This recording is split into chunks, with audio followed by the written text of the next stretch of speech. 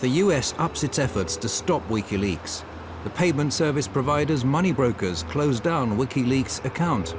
American hackers suspected of having links to WikiLeaks are detained, questioned, and have their computers confiscated.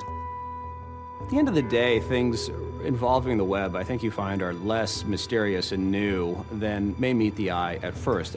If you just go beyond, I'd say, the surface, you'll find telecommunications companies that are hosting the servers or hosting the companies that in turn host this information and have made this possible.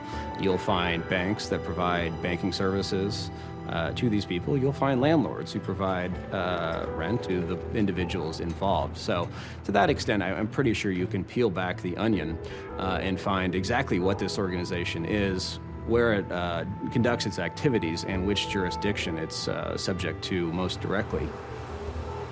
However, the stronger the attacks, the greater the support WikiLeaks receive. Julian Assange has been without a fixed address for several years, but wherever he lands, activists are on hand to offer him a place to sleep and their services free of charge. People love the idea of an out-of-control investigative journalist who's trying to take on governments. The story of some quasi-romantic, fleet of foot, Scarlet Pimpernel character in the form of Julian Assange darting in the cyber shadows. It's very appealing. I am very pleased to be amongst so many people I can respect. I don't think I have ever been... Assange is an ideal media figure. He's been portrayed as the Lone Ranger of the information age. Who to? Arnie. You are the only one which is sounding like a pure angel. Me? Yes. A pure angel? Yeah, it's just the hair. Praise and prizes have been poured over WikiLeaks. Time magazine has included Assange on a shortlist for the world's most influential man. You should remember Solzhenitsyn's words that in the right moment, one word of truth outweighs the world. But all is not quiet on the WikiLeaks front. Assange is aware that the Iraqi material that's shortly to be released will generate even more anger. In August, he travels to Sweden. He applies for a residence permit to obtain the protection of the world's most extensive freedom of the press law. Efter dagar av spekulationer så kan Rapport nu avslöja att Piratpartiet tar över ansvaret för säkerhet och drift av sajten WikiLeaks dataservrar. Does this mean that WikiLeaks is becoming even more Swedish? I hope so. To start with, everything goes well. Julian Assange is welcomed with open arms. He's invited to major political and trade union venues. And there are calls that he should be awarded the Nobel Peace Prize. Julian Assange gör en blixtvisit i Stockholm och när svenska medier får höra om besöket börjar telefonerna gå varma. Ingen vill missa mannen bakom sidan som gjort fler avslöjanden under sin 3-åriga livstid än vad många nyhetsredaktioner tillsammans lyckats med under årtionden. A couple of days later, the picture changes dramatically.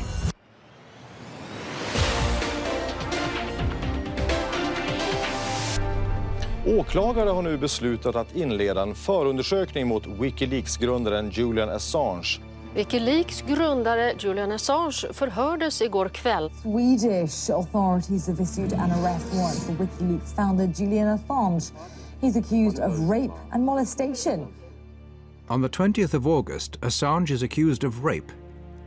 The alleged crime is immediately leaked to the world press. Behind the accusation are 2 women who had casual relationships with Assange. The women don't make any public statements, but the important evening paper Aftonbladet publishes an anonymous interview with one of them, which states that what started as voluntary sex subsequently became what she described as abusive. But she's not afraid of him, and he's not violent. All right, Julian Assange, the WikiLeaks founder and the target of the rape allegations, joins me now on the line. Thank you so much for speaking to us, Mr. Assange. What do you think about this? Clearly it is a smear campaign of some kind. Well, I came to Sweden as a refugee publisher involved with a extraordinary publishing fight with the Pentagon where our people were being detained with an attempt to prosecute me for espionage.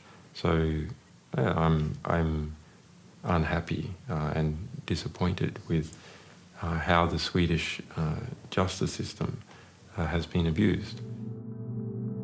Assange says he never forced anyone to have sex and that the judicial system has been misused.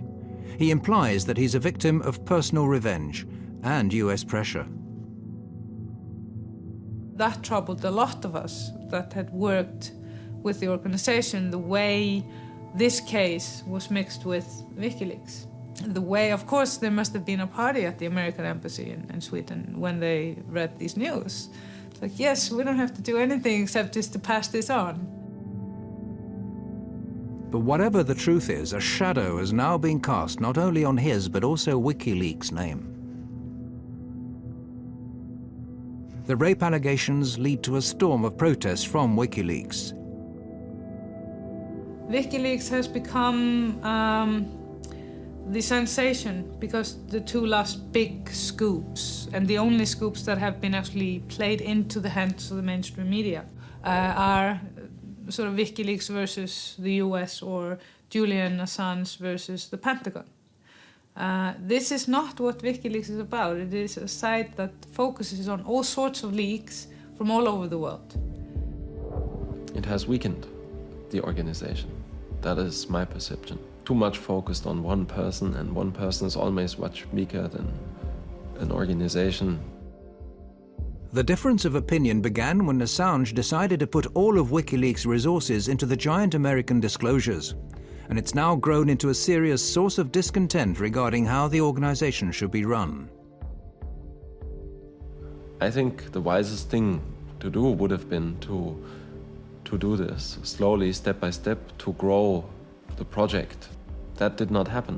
What happened was to pick out the biggest releases, to release these, to put all effort, all resources, everything we had into producing these releases.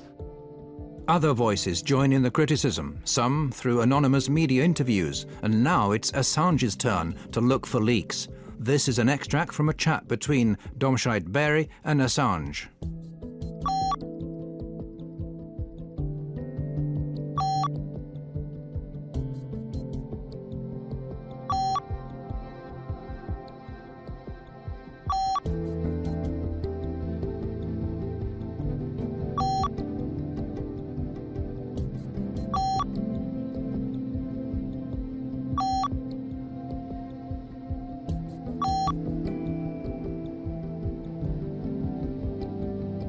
If you preach transparency to everyone else, you have to be transparent yourself. You have to fulfill the same standards that you expect from others.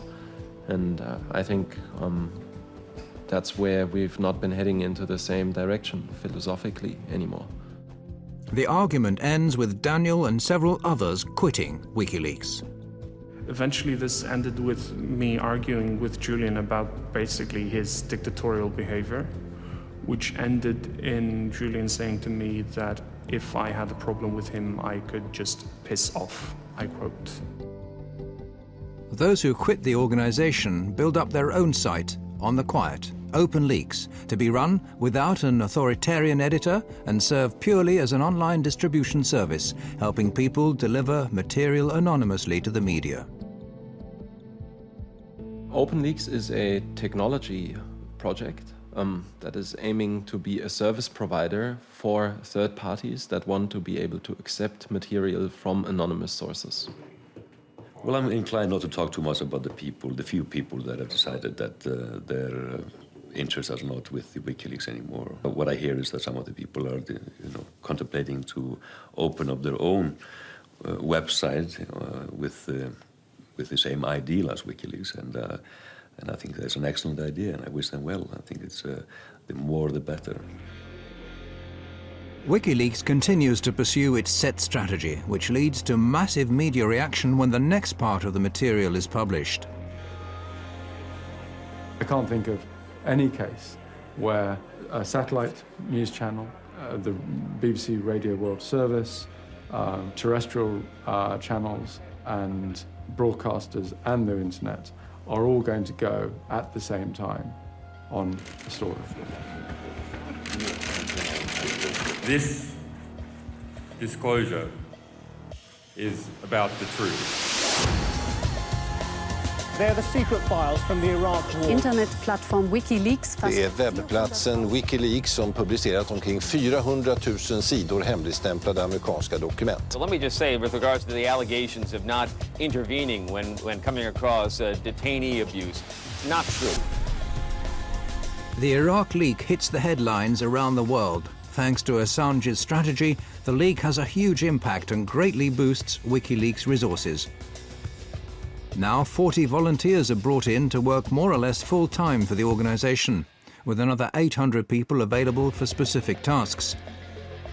WikiLeaks are well into planning the release of future disclosures. But first, there's still the final part of the US material to be released. For this latest release, we have chosen a different methodology. We have tried to pull it out over time, rather than having it all go out in one hit. This time, however, the new material contains disclosures the consequences of which are far harder to assess than previous releases. Nu är de ute, de första av tusentals handlingar med hemlig amerikansk diplomatpost. The United States strongly condemns the illegal disclosure of classified information. In a storm of criticism, WikiLeaks are accused of threatening world peace. Are they and their media partners sufficiently competent to gauge the consequences of releasing hundreds of thousands of diplomatic dispatches, covering everything from nuclear reactors in Iran to Saudi Arabian domestic policy? Or is it again a matter of the end justifying the means? For Christian Whiten, things are much simpler than that.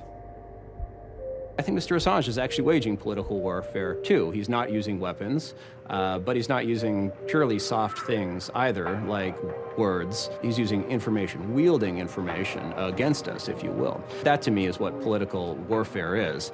By and large, WikiLeaks is a force for good. I think you can't just be absolute on this. WikiLeaks is very, very powerful, and I think one has to be cautious of anything that's very, very powerful in life.